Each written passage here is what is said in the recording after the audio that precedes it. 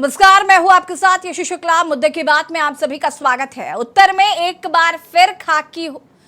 प्रदेश में एक बार फिर खाकी हुई दागदार मामला कानपुर के हनुमंत विहार थाने का है, जहां पर सचेंडी थाना क्षेत्र के सीढ़ी अटारा निवासी 42 वर्षीय दिनेश भदौरिया की संदिग्ध हालत में मौत के बाद जबरदस्त हंगामा हुआ।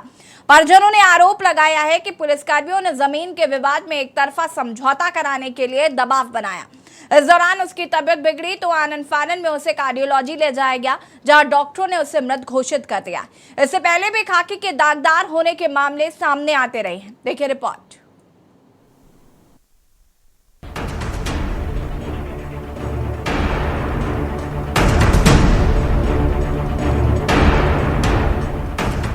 कभी कावड़ियों पर फूल बरसाती है, कभी एनकाउंटर दनादन चलाती है। मंत्री जी का कुत्ता तो कभी भैंस ढूंढ कर लाती है। वहीं उत्तर प्रदेश पुलिस अपनी शर्मनाक करतूतों से दागदार हो जाती है। मामला उत्तर प्रदेश के कानपुर से सामने आया है, जहां पुलिस द्वारा जमीन विवाद में समझौते के लिए थाने बुलाए गए 42 वर्षीय दिनेश भदौरिया की संदिग्ध हालात में मौत हो गई। परिजनों का आरोप है कि प्रीति वर्मा ने दिनेश और उनके भाई सौरभ व पिता लाखन के खिलाफ पुलिस के साथ मिलकर मारपीट व SC/ST की धाराओं में केस दर्ज कराया था। मामले में हनुमंत विहार थाने में एक पक्षीय कार्रवाई की गई। बुधवार को पुलिस द्वारा दोनों पक्षों को फिर थाने बुलाया गया था, जिसके बाद दिनेश को थाने में जमीन पर बैठाकर जलील किया गया। वहीं दूसरे पक्ष की प्रीति को कुर्सी पर बैठाया गया था। इस बीच दिनेश को कुछ खिला दिया गया, जिससे तबीयत बिगड़ गई और बाद में मौत हो गई। कार्डियोलॉजी में शव लेकर थाने पहुंचे परिजनों व सैकड़ों लोगों ने पुलिस व प्रीति को मौत की वजह बताते हुए कार्रवाई की मांग की।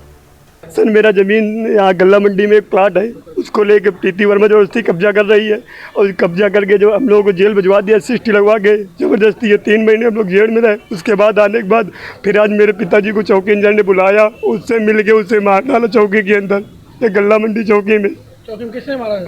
ये चौकी इंचार्ज उन्नीस सिंह ने, अशोक कुमार सिंह ने। सर, क्या इसके पहले भी कोई मामला है? जी सर, इसके पहले वो प्रीति वर्मा आदमी लगवाती है, कहीं जान से मरवाने की करती है, वो करती है। जब मेरा कब्जा था, मेरे पापा आड़ा चला रहे थे, जबरदस्ती आके उसने 8-10 लेडीज जो आदमी लेकर उनको मरवाया और SC/ST जाकर के हम लोग अंदर चले गए तो कब्जा कर लिया मेरी ज़मीन पे। मैं थाने में आया, मेरे दूर के परिजन थे दिनेश भदौरिया, उनका यहाँ पे नवस्था में प्लाट था और उनका प्लाट पे बाकायदा स्टे था।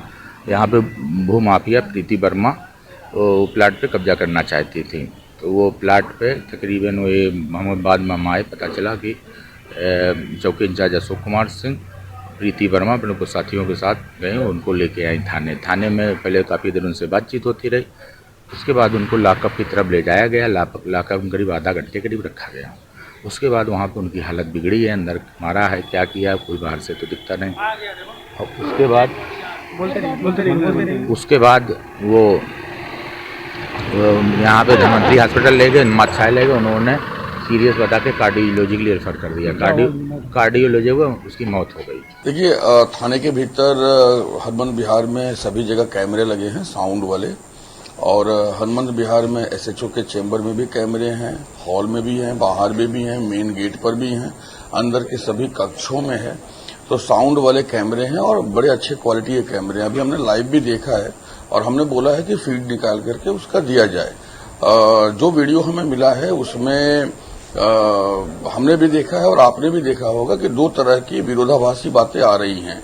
एक पक्ष कह रहा है कि नहीं पुलिस के थाने में जो है उनके साथ मिसबिहेव हुआ है, दूसरा पक्ष कह रहा है कि नहीं ऐसा नहीं हुआ, वो घटना स्थल पे 2 पक्षों में झगड़ा कहीं और हुआ है। तो we don't know what is the truth, but since we have a camera in each of the room of the police station, so we are confident कि we'll go through with the camera, हम उसको देखेंगे और जो सही है वो करेंगे। वहीं दूसरा मामला कानपुर के बिधनू का है, जहां रमईपुर गांव में पुलिस हिरासत में युवक राजेंद्र कठेरिया की मौत के मामले में पुलिस ने बड़ा खेल किया था।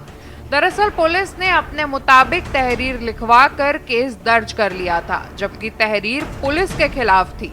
वहीं मृतक के परिजन पुलिस पर पिटाई का आरोप लगाते रहे थे, जिन पुलिस कर्मियों पर मारपीट कर हत्या कराने का को परिजनों ने लगाया था, उनको बचाने के लिए अफसर जुट गए थे। पुलिस के इस खेल के विरोध में दर्जनों लोगों ने थाने का घेराव भी किया।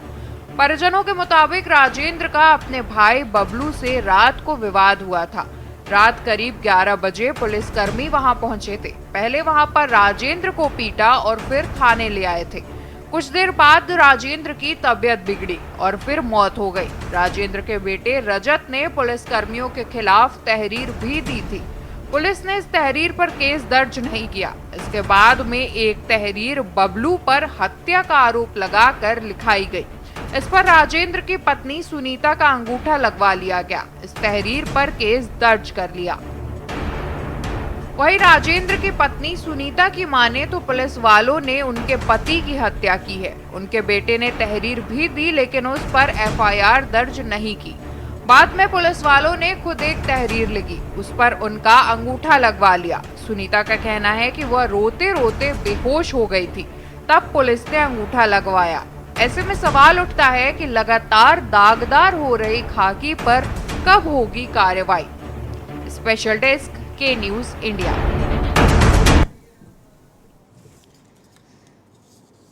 जी हाँ, तो पुलिस कस्टडी में कई ऐसे मामले सामने आए हैं जहां पर पुलिस कस्टडी में कई लोगों की मौत हो चुकी है। सबसे बड़ी बात तो यह है कि खाकी पर विश्वास करने के लिए आम जनता को भी और मेहनत करनी पड़ेगी, क्योंकि खाकी के कई ऐसे कारनामे समय समय पर उजागर होते रहते हैं कि उसके बाद खाकी पर विश्वास करना और मुश्किल हो जाता है। सबसे बड़ा सवाल तो यही है कि आखिर हिरासत में कब तक इस तरीके से मौतें होती रहेंगी और कब तक प्रशासन इससे पल्ला झाड़ता रहेगा। आखिर इस पर कोई ठोस कदम क्यों नहीं उठाया जा रहा, कोई ठोस कार्रवाई क्यों नहीं की जा रही है, या ऐसे जो अफसर इतनी बुरी तरीके से पिटाई करते हैं कि उनकी मौत, जो हिरासत में लोग लाए जाते हैं उनकी मौत हो जाती है। अगर इस तरीके की घटनाएं सामने आती है तो किसी तरीके की ठोस कार्रवाई क्यों नहीं की जाती है। थाने में ये खाकी का खेल जो है वो साजिशन किया जा रहा है, या किस तरीके से ये घटनाएं हो रही हैं, ये अपने आप में एक बड़ा सवाल है। हम आज इसी पर चर्चा करेंगे, लेकिन उससे पहले हम आपको ये बता रहे हैं कि किस तरीके से इस तरीके की घटनाएं जो है वो काफ़ी ज़्यादा देखने को मिल रही हैं। कानपुर में ही कई ऐसी घटनाएं हैं जिसने कहीं ना कहीं खाकी पर दाग लगाए हैं, खाकी को शर्मसार किया है। आखिर क्यों हिरासत में घटनाएं होती हैं, इससे पहले और कितने मामले सामने आए।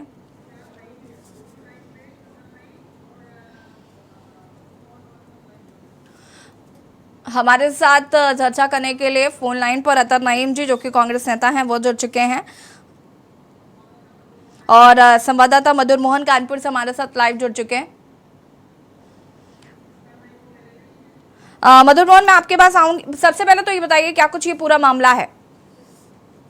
मधुर, हेलो, हम आपको बताना चाहेंगे हनुमान विहार थाना क्षेत्र का ये पूरा मामला, यहाँ पे एक जमीनी विवाद पिछले एक हफ्ते चल रहा था, जिसकी शिकायत पहले से ही थाना हनुमान विहार को दे दी गई थी। लेकिन ये परसों रात शाम का मामला, ये परसों शाम को फिर ये दोनों पक्षों में विवाद हुआ, जिसमें प्रीति वर्मा थी और दिनेश भदौरिया, इन दोनों बीच विवाद हुआ, जिसमें 112 नंबर कॉल की गई। जब 112 नंबर पुलिस मौके पर पहुंचती है, उसके बाद उनको थाने बोलती है, थाने जाइए। थाने दोनों पहुंचते हैं। थाने में प्रीति वर्मा जो होती है वो चौकी इंचार्ज कुर्सी में बैठी होती हैं और उसका वीडियो भी वायरल होता है। तो कहते हैं कि एक आरोपी समझे पैसे, क्योंकि मामला चल रहा था और वो थाने के एक चौकी इंचार्ज कुर्सी बैठी है। उसके बाद जो दूसरा पद जाता है उसको चौकी इंचार्ज आधे घंटे के लिए लाखों तरफ ले जाते हैं। आधे घंटे बाद जैसे वो बाहर आता है, उसके बाद वो वहीं पे गिर पड़ता है, जिसके और कितने बाद जो परिजन होते हैं उनको आनंद फानंद में हॉस्पिटल ले जाते, जहाँ पे उनको मृत घोषित कर दिया जाता है। उसके बाद जो आपके जो प्रीति वर्मा है वो भाग जाती है, चौकी इंचार्ज मौके चले जाते हैं और जो बॉडी लेके परिजन थाने पहुंचते हैं तो हंगामा करते हैं। हंगामा करने के बाद जो काफी विवाद होता है, उसके बाद आलाधिकारी मौके पहुंचते हैं। आलाधिकारी उनकी बात सुनते हैं। उनका साफ कहना है कि हमारे पिताजी की थाने में पुलिस वालों ने पिटाई की है। जो प्रीति वर्मा है भू माफिया, उन्होंने भी साथ पिटाई की है, जिसके खिलाफ उन्होंने प्रार्थना पत्र थाने दिया था। लेकिन पुलिस ने प्रार्थना पत्र, घंटों बवाल चलने बाद जो आलाधिकारी थे उन्होंने प्रार्थना पत्र लेके मुकदमा तो दर्ज कर दिया, 302 का, बलुआ का, 140 कई मुकदमे दर्ज किए हैं। लेकिन सबसे बड़ी बात इसमें यह आ रही है, चौकी इंचार्ज के खिलाफ 302 का मुकदमा दर्ज है, उसको तो लाइन हाजिर कर दिया गया है। और जो भू माफिया प्रीति वर्मा के साथ 2 अन्य लोग हैं, उनकी गिरफ्तारी करके उनको जेल भेज दिया गया और जांच करने की बात कह रही है। जब ऐसे में जो आरोपी हैं प्रीति वर्मा, उनको जेल भेजा गया, लेकिन जो आरोपी पुलिस चौकी इंचार्ज बने उनको सिर्फ लाइन हाजिर करना, उनकी गिरफ्तारी अभी तक हुई है। जी ठीक है मधुर, वापस आएंगे आपके पास। अतर नईम हमारे साथ कांग्रेस नेता फोन लाइन पे जुड़ चुके हैं। अतर नईम जी, क्या कुछ कहना चाहते हैं? इस तरीके की वारदातें जो हैं वो लगातार देखने को मिलती हैं। जी, मैंने अभी भी आपके सम्मानित संवाददाता को की रिपोर्ट सुनी। ये बहुत दुखद है। ऐसी घटनाओं की बाढ़ आती चली जा रही है। प्रदेश के कोने कोने से तमाम ऐसी सूचनाएं मिलती रहती हैं कि जो भाजपा से जुड़े लोग हैं, जिनकी साठगांठ और मिलीभगत है पुलिस से, वो अपने विपक्षी को थाने बुलवाकर नाना प्रकार की धमकियां, प्रताड़ित, अगर उतने में काम चल गया तो ठीक, अन्यथा ये आपने अभी हत्या की, मुझे तो सीधे सीधे लग रहा है कि ये हत्या का मामला है और हत्यारोपी बनाना जाना चाहिए। और कानपुर के पुलिस आयुक्त महोदय से मेरा निवेदन है कि तत्काल कोई कार्रवाई करें। मुख्यमंत्री और गृह मंत्री और गृह सचिव से तो बात की बात है, जो यहाँ मौजूद हैं कानपुर में पुलिस आयुक्त जी, इनको चाहिए कि सीधे सीधे और कड़ी कार्रवाई होनी चाहिए। जो महिला है प्रीति वर्मा, उसकी पूरी जांच होनी चाहिए। वो भूमाफिया बताई जा रही है तो उसकी तमाम जमीनों का इतिहास खंगाला जाना चाहिए। वो थाने में इस तरह से कैसे आके चौकी इंचार्ज की चेयर पर बैठकर किसी को प्रताड़ित करेगी, यानी दबाव डलवाकर किसी का भूखंड हड़प लेना या जो भी प्रकरण है विपक्षी का, उसको दबाना, ये क्या कानून का राज है? इसे न्याय संगत कहा जा सकता है? नईम जी देखिए, सबसे बड़ा प्रॉब्लम तो यही है कि आजकल कस्टडी में थोड़े में कंप्लीट कर लूं। हाँ जी। अभी सुप्रीम कोर्ट के सीजीआई जी ने कहा कि पुलिस हिरासत में कस्टडी में मौत हो जाना क्या मतलब है? जवाब मांगा है सरकार से और तब भी नहीं चेत रही ना सरकार ना पुलिस महकमा। क्या मतलब है? क्या मान के चला जाए? कानून नाम की कोई चीज बची है या ऐसे ही चल रहा है जंगल राज?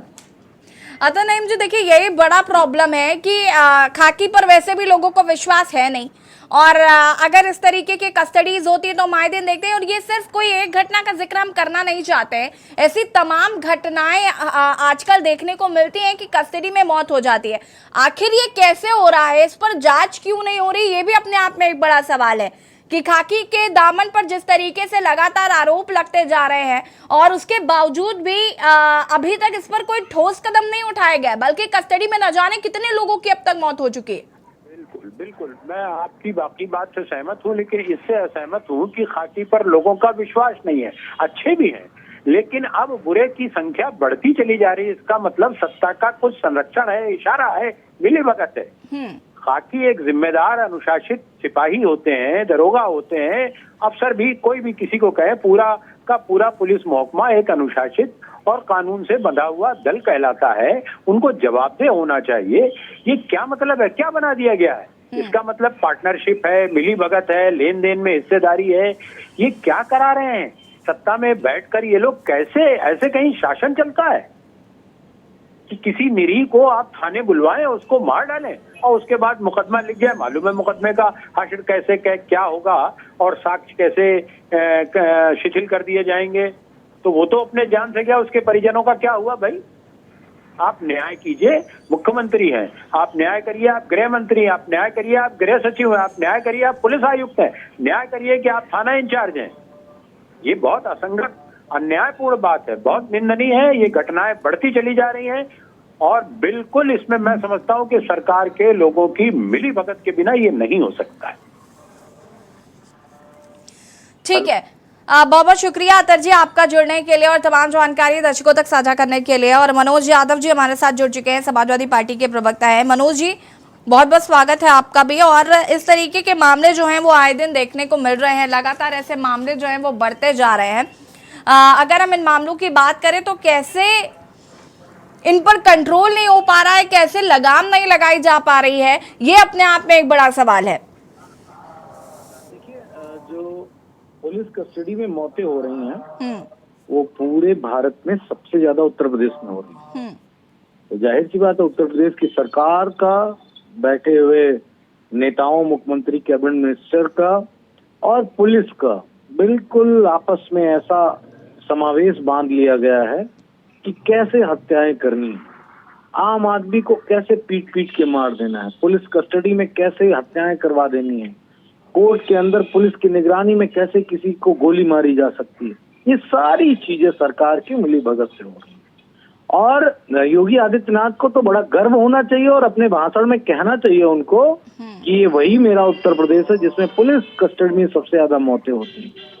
शायद हो सकता है कि दुनिया के लोग सुन के योगी आदित्यनाथ को बुला के इनको कुछ इनाम भी दे दें कि आप तो महान मुख्यमंत्री हैं कि आप अपनी ही पुलिस के द्वारा आम जनमानस की हत्या करवा देते हैं और कहेंगे ये पूरा सिस्टम कहता है कि योगी आदित्यनाथ की सरकार में लॉ एंड ऑर्डर बहुत अच्छा हो गया।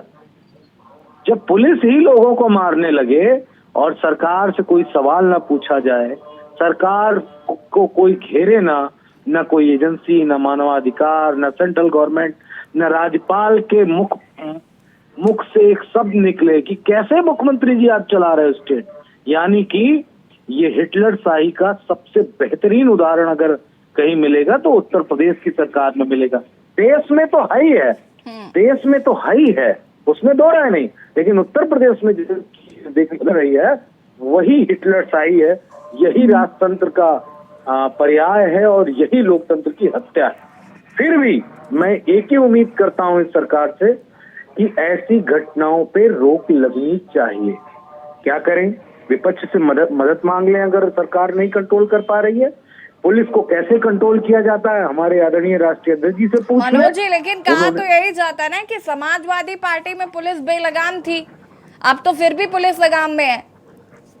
यही लगाम में है, अगर यही लगाम में है तो दुनिया में, देश में, अरे दुनिया की बात कर ली जाए ना, उत्तर प्रदेश 7वां देश के रूप में ही स्थापित है पूरी दुनिया में आबादी के हिसाब से। आप बताइए वो क्या है, वो कौन सा तरीका है कि समाजवादी पार्टी में पुलिस कस्टडी में इस तरह की मौतें होती थी क्या? पुलिस हत्याएं कर रही है और कैसे? अगर कोई विपक्ष का है तो उसको मार दो, सत्ता पक्ष का है पैसे नहीं दे रहा, घूस नहीं दे रहा, उसको मार दो। गोरखपुर की वो घटना याद है कि गोरखपुर में योगी आदित्यनाथ आप ही के कानपुर से गया था व्यापारी गोरखपुर व्यापार के सिलसिले में, बताइए क्या हुआ था? पुलिस ने कैसे उसको पीट के मार डाला होटल में। ये बातें क्या दोहराई जाएंगी तब पता चलेंगी? अरे ये सबसे खौफनाक चेहरा है। मेरे शब्दों को ध्यान रखिएगा कि उत्तर प्रदेश के लोकतंत्र में जो मुख्यमंत्री बैठे हैं इनका इतना खौफनाक चेहरा है कि लोगों की हत्याएं कराना इनके लिए बड़ी छोटी सी बात है, बहुत छोटी सी बात है। लेकिन दुर्भाग्यपूर्ण सिर्फ ये है कि कहा जाता है योगी आदित्यनाथ की सरकार में बड़ी अच्छी व्यवस्था है कानून की। आज की घटना आपको बता दूं, पूरे लखनऊ में किस तरीके से लोगों के घर में एक हमारी पार्टी के पूर्व मंत्री और सांसद की पत्नी मंदिर गई थी, और मैं भी वहीं उसी एरिया में रहता हूँ, गोमती नगर विस्तार में। उनको वो मंदिर में गई थी शंकर भगवान का हाथ जोड़ के पूजा करने, और उसी मंदिर के अंदर एक व्यक्ति ने उनको चाकू दिखाया और उसी मंदिर में बंधक बनाया और उनकी सारी ज्वेलरी लूट के लेके भाग गया। और अमित शाह जैसे गृह मंत्री कहते हैं 12 बजे रात को, अरे दिन के 12 बजे थे, दिन के 12 बजे, और वो पूरा पटा पड़ा है पेपर, कोई भी पेपर उठा के देख लीजिए। उत्तर प्रदेश में हर जिले में सैकड़ों घटनाएं रोज चोरी की, हत्या की, छेड़छाड़ की हो रही। वो अलग बात है कि कोई मीडिया में मीडिया ट्रायल नहीं हो रहा है उत्तर प्रदेश के लॉ एंड ऑर्डर को लेकर, सिर्फ बातें हो रही हैं, कसीदे पढ़े जा रहे हैं, मुख्यमंत्री के लिए प्रशस्ति पत्र और फूल माला अर्पित किए जा रहे हैं कि बड़ा अच्छा मुख्यमंत्री है। कसम ईश्वर की। मनोज जी, मैं वापस आऊंगी आपके पास, बने रहिए हमारे साथ। उसके बाद मधुर मोहन आपका रुख करेंगे। आप सभी हमारे साथ बने रहिए, चर्चा को आगे बढ़ाएंगे। और रुकेंगे एक छोटे से ब्रेक के लिए, जो हाजिर होते हैं। आप देख रहे हैं के न्यूज, खबरों का सारथी। देखें कौन नया खिलाड़ी आया है, समझा देते हैं, प्यार से समझाएंगे। ये तो अपनी जुबान है। जुबान एक हो तो दिल भी एक होने चाहिए। विमल, बोलो जुबान केसरी।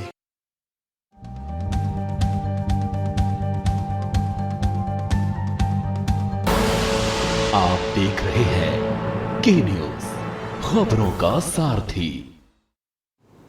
ब्रेक के बाद एक बार फिर से आप सभी का स्वागत है और आज हम बात कर रहे हैं यूपी के लॉ एंड ऑर्डर की, किस तरीके से पुलिस कस्टडी में ही कई ऐसे लोग हैं जिनको कस्टडी में लिया जाता है और उसके बाद उनकी किस तरीके से पिटाई की जाती है कि उसके बाद उनकी मौत हो जाती है और प्रशासन पर जो है इस तरीके के धब्बे लग रहे हैं। हम आज इसी पर चर्चा कर रहे हैं, मेहमान हमारे साथ लगातार बने हुए हैं।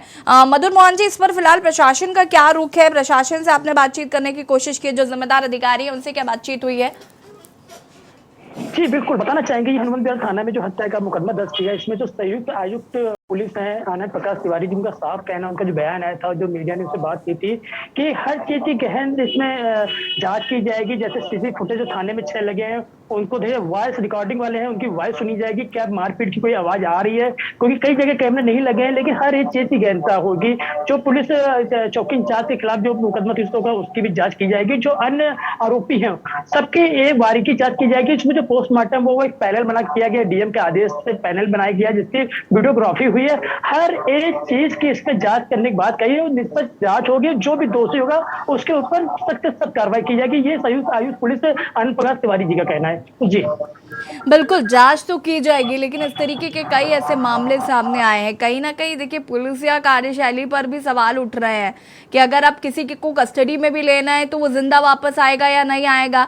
इस पर भी आप परिजन कहीं ना कहीं खौफ खाए हुए हैं कि भाई अगर आप किसी को पूछताछ के लिए भी ले जा रहे हैं तो क्या उसकी वहां पर मौत हो जानी चाहिए? परिजनों का क्या कुछ कहना है फिलहाल इस पर? जी बिल्कुल, यदि बात करें परिजनों को, परिजनों साफ कहना था कि हम इससे पहले भी कई बार शिकायत कर चुके हैं, लेकिन सुनवाई नहीं हो रही थी। यदि पुलिस जोरा भी चेत जाती तो आज जो मृतक का बेटा था उसका साफ कहना था कि आज मेरे पिताजी हम लोग साथ होते, लेकिन पुलिस ने बिल्कुल नहीं चेता, उल्टा हमारे ही पिता के ऊपर दबाव बनाया, जिसके जरा आज पिता हमारे पास नहीं है। सबसे बड़ी तो इसमें यह आती है कि उत्तर प्रदेश का जो मुखिया है उनका साफ कहना है कि पुलिस जो उत्तर प्रदेश की वो लोगों के मित्र पुलिस है, लेकिन इसका साफ कहना है कि हैवानियत पुलिस का सामने आ रहा है। जैसे कानपुर की बात करें, कानपुर में बर्रा में एक सचिन हत्याकांड हुआ था, उसका पुलिस ने आज तक खुलासा नहीं हुआ। उसमें तत्काल एसएसपी थे, एसपी थे, एसपी साउथ थे, इंस्पेक्टर थे, सीधे सबको लाइन हाजिर किया, लेकिन आज तक उस पूरे मामले का खुलासा पुलिस नहीं कर पाई, बॉडी बरामद नहीं कर पाई। तो कहीं ना कहीं पुलिस के हाथ अभी भी खाली रहते हैं।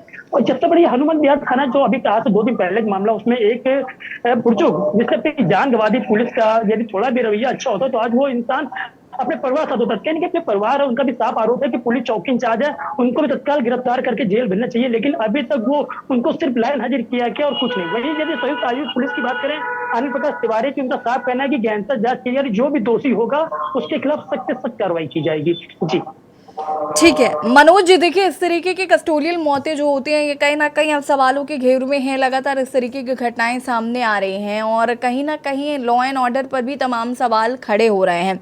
अगर हम बात करें तो देखिए, अब इस तरीके से अगर मामले बढ़ते जा रहे हैं तो विपक्ष की क्या भूमिका होगी, क्योंकि इन मुद्दों को भी कहीं ना कहीं उठाना बहुत जरूरी हो गया है एज अ विपक्ष की भूमिका में। यसी जी, लगातार समाजवादी पार्टी का नेतृत्व, समाजवादी पार्टी के नेता, प्रवक्ता, सभी लोग इस बात को रख रहे हैं और लगातार इस सरकार से सवाल पूछ रहे हैं कि आप ये क्यों कर रहे हैं, क्या जरूरत पड़ गई आपको कि पुलिस जो रखवाले हैं वही कैसे किसी की जान के दुश्मन हो सकते हैं। आप पूछताछ करते हैं, कोई शातिर अपराधी है, इनकाउंटर करने में आपने पूरा रिकॉर्ड बना रखा है, फिर पुलिस कस्टडी में लोगों की मौतें कैसे हो जाती है? अरे पुलिस कस्टडी में लोगों को फांसी लगा के मार दिया जाता है। वो घटना याद होगी, कौन सा जिला था, लड़के को, शायद कानपुर की तरफ का कोई जिला था, लड़के को कैसे फांसी लटका के बाथरूम में मार दिया गया, कैसे? ये पूरी तरीके से उसूली का धंधा है। आपको इतना प्रताड़ित करेंगे, आप पैसा नहीं देंगे, निश्चय ही आपको मार दिया जाएगा। और जिस तरीके से पुलिस को ये करने की जो एक ताकत मिल रही है वो इसलिए मिल रही है कि सरकार के इशारे पे पुलिस लगातार, ये मेरे बिंदुओं को आप किसी भी तरीके से डिफाइन कर सकते हैं, जो आप जिस तरह चाहें। सरकार और पुलिस की एक मिली भगत है कि पुलिस सरकार का वो कहना करती है जो गैर कानूनी है। किसी का इनकाउंटर कैसे होना चाहिए, इनकाउंटर एक नेचुरल प्रक्रिया है, नेचुरल। कैसे लगातार इतनी उत्तर प्रदेश की पुलिस एक्टिव रहती है कि नेचुरल प्रक्रिया को हर जगह पुलिस पे चोट भी नहीं आती। लोग आज 180 से ज्यादा लोगों की इनकाउंटर में अब तक जान जा चुकी है। कैसे? ये सारी चीजें पुलिस और सरकार के बीच में मिली भगत के कारण हो रहा है। और ये बात मेरे ख्याल से मानवाधिकार के लोगों को समझनी चाहिए। और मनोज जी, सबसे ज्यादा ये भी देखा जाता है कि जो पीड़ित पक्ष है उस पर ही दबाव बनाया जाता है, उसको ही परेशान किया जाता है, उसकी ही सुनवाई नहीं होती है और फिर वो दर दर की ठोकरें खाने को मजबूर होता है।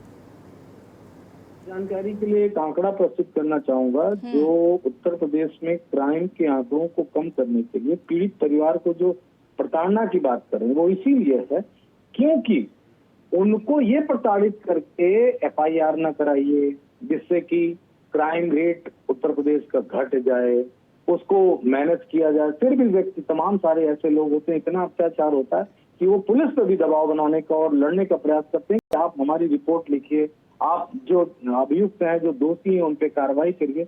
इन सब संवाद में चूंकि मुझे जो अंदर के थाने से जानकारी मिली है, तमाम सारे पुलिस के मित्र हैं, दोस्त हैं, जानने वाले हैं जो ये सरकार की बात को कह रहे हैं कि सरकार का ये है कि कम से कम केस दर्ज किए, चीजों को सॉर्ट आउट किया जाए। तो अगर किसी के साथ अन्याय हो रहा होगा, मैं आपके टीवी चैनल पे देख रहा हूँ, वो जो व्यक्ति चिल्ला रहा है उसने भगवा गमछा डाल रखा है। क्यों डाल रखा है भाई? क्यों डाल रखा है? वो क्यों प्रताड़ित है? उसने कौन सी आपके मानक को नहीं फुलफिल किया?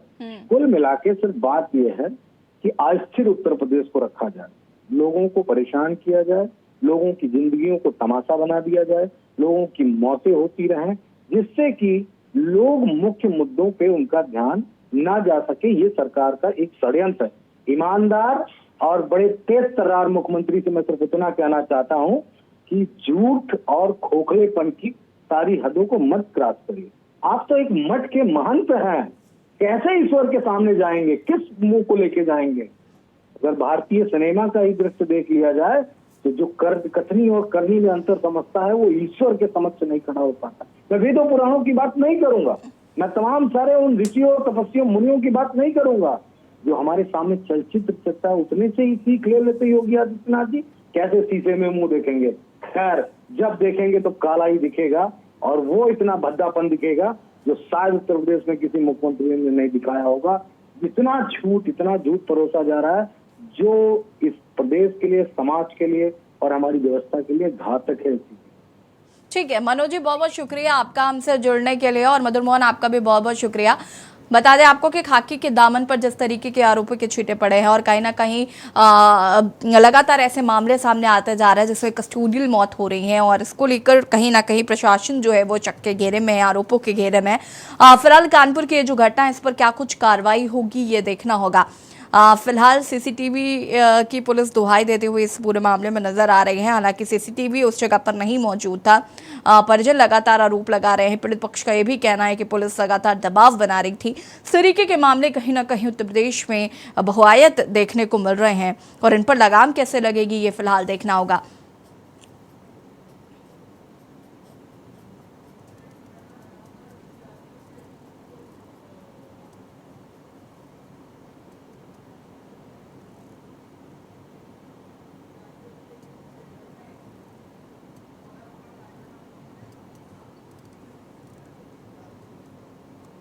और सीधे आपको ले चलते हैं नोएडा, जहां पर सीआरपीएफ के पौधारोपण कार्यक्रम में पहुंचे हुए हैं केंद्रीय गृह मंत्री अमित शाह। क्या कुछ कह रहे हैं? 12 आधुनिक रिफाइनरियों का निर्माण और ग्रीन हाइड्रोजन मिशन, ये सारे इनिशिएटिव आज विश्व उत्सुकता से देख भी रहा है और इसको स्वीकार भी कर रहा है। पर्यावरण के विषय में 8 महत्वपूर्ण मिशन, नेशनल सोलर मिशन,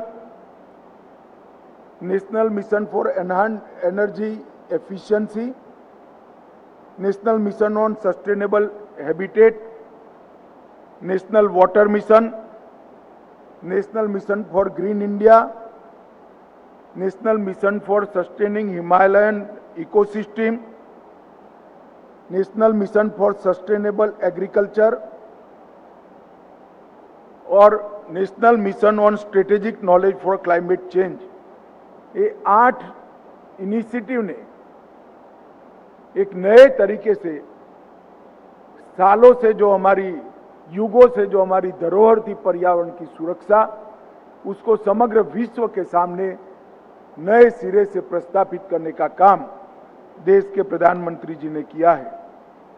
मुझे आज बड़ा आनंद है कि हमारे सीएपीएफ ने भी इस अभियान के एक हिस्से के रूप में आज 4 करोड़ वृक्ष लगाए हैं और जिस दिन 5 करोड़ वृक्ष लग जाएंगे हम गौरव के साथ अपनी संवेदनशीलता को समग्र देश के सामने रख पाएंगे कि सीएपीएफ सिर्फ आपके जीवन की सुरक्षा के लिए नहीं है, पर्यावरण की सुरक्षा कर आपके अच्छे जीवन के लिए भी सीएपीएफ बहुत अच्छे तरीके से काम करता है।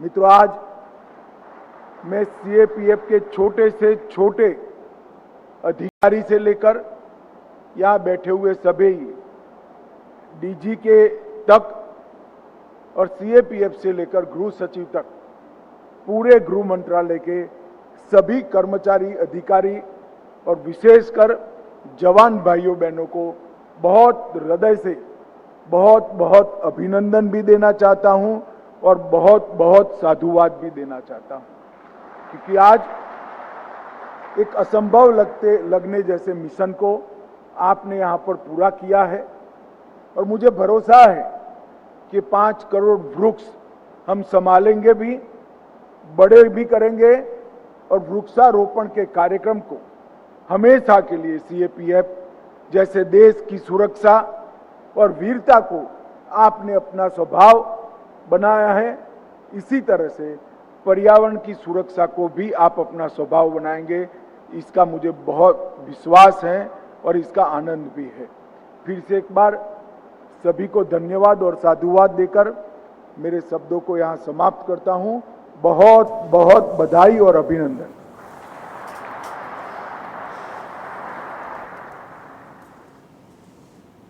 मुद्दे की बात में फिलहाल इतना ही। देखते रहिए के न्यूज़ इंडिया। नमस्कार।